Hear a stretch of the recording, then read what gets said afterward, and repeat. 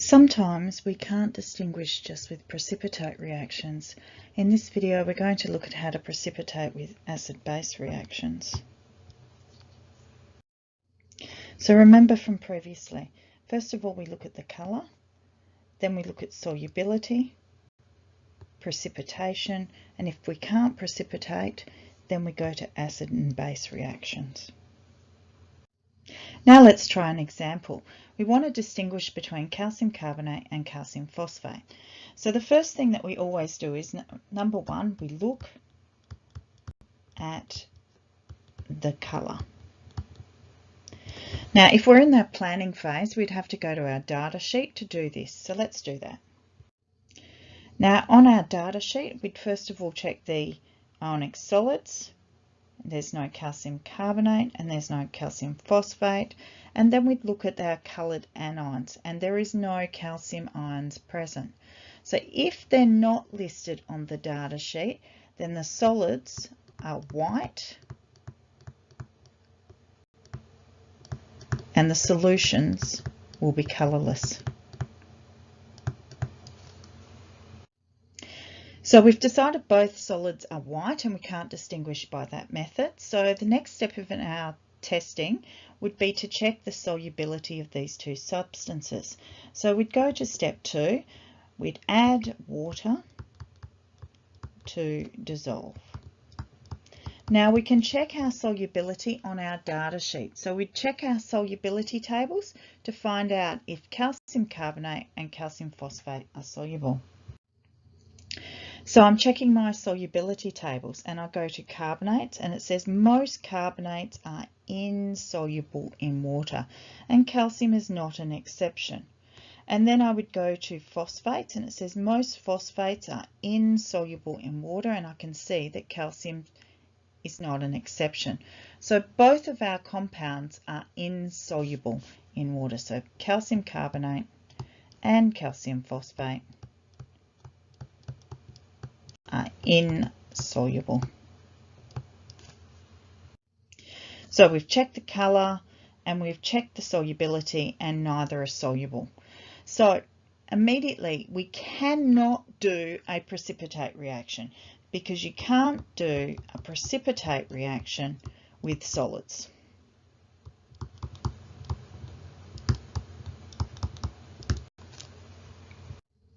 Now, because we can't do a precipitate reaction with solids, we have to go to our next stage of distinguishing, which is an acid-base reaction. So we have to consider, will an acid or will a base react with these two substances? So I need to check out my acid-base reactions. So now I go to my acid-base reactions and I'm saying to myself, I've got a carbonate and I've got a phosphate. So I look at my acid-base reactions and I decide which of these is a possibility. And at this reaction, acid plus carbonate gives salt, water and carbon dioxide is definitely a possibility. There are no acid plus a phosphate or a base plus a phosphate. So this looks like my winner. So my step 4 is going to be add an acid. Now I have to choose my acid, so I'm going to use my standard hydrochloric acid. And then I'm going to go calcium carbonate plus hydrochloric acid will give me calcium chloride plus water plus carbon dioxide. So how am I going to know that this was the one? Because I'm going to see bubbles, and those bubbles will only occur with the carbonate. Calcium phosphate will give me no observable change. So now we've been able to distinguish between the two. Our calcium carbonate has got a colourless, odourless gas, and a calcium phosphate gave us no observable change, and we've distinguished. Now let's try another example. This time we're going to try and distinguish between ammonium chloride and sodium chloride. So step number 1, look at the colour. So we'll need to go to our data sheet to check that out. So looking at my data sheet, I check first of all the ionic solids, and I can see that there is no ammonium chloride or sodium chloride there. And then I check the cations, there's no ammonium ion or sodium ion. So because there are none of these present, that means they are a white solid. Now we look at our second step. So we've checked out the colour, that hasn't helped us. So now we're going to try out solubility, and to try out solubility we need to add water to dissolve. And we go to our solubility tables to find out if they are soluble. So looking at our solubility tables, we find that a chloride is soluble in water, and all chlorides, most chlorides are soluble in water except for silver chloride and lead chloride. So that means our sodium chloride and our ammonium chloride will both be soluble. Now we're going to see if we can find a possible precipitate reaction to try out. So we'll go to the solubility tables and see if there's any significant difference between ammonium chloride and sodium chloride that we could precipitate. So now let's check out the solubility tables to see if we can do a precipitate reaction with these. So if I look at my compounds, I've got ammonium chloride and sodium chloride. So we definitely can't precipitate the chloride because we'd get a positive reaction for both of them. So we're going to have to precipitate on either the ammonium ion or the sodium ion.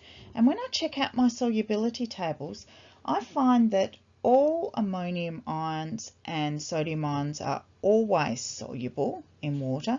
And when I go to my insoluble in water table, I'm looking at this and I see that sodium hydroxide is soluble, but so is ammonium hydroxide. Even though it says it doesn't exist, it will dissolve in water. And sodium carbonate is soluble, so is ammonium carbonate. Sodium phosphate soluble, so is ammonium phosphate. Sodium sulfide's soluble, and so is ammonium sulfide. So we can't do a precipitate reaction. So we're going to have to consider going to acid-base. So our fourth step will be to find either an acid or a base which will react with one of them to allow us to distinguish. So we're going to have to check out our acid-base reactions. So now I've got to see if my sodium chloride or my ammonium chloride will react with an acid or a base. So when I check out my sodium chloride's a salt. So it's not going to be an acid or a base. It's not a carbonate. It's not a hydrogen carbonate, and it's not an ammonium salt. When I check out my ammonium chloride, I can see that it will react with a base. And you can see that, say, something like sodium hydroxide plus ammonium chloride will give us sodium chloride plus water plus ammonia gas. And ammonia gas is a pungent gas. So we'll be able to see both bubbles and we will be able to smell it. So our final step was we'd add sodium hydroxide. Our ammonium chloride gave us a pungent colourless gas. Sodium chloride gave no observable change. So we've now distinguished between these white solids.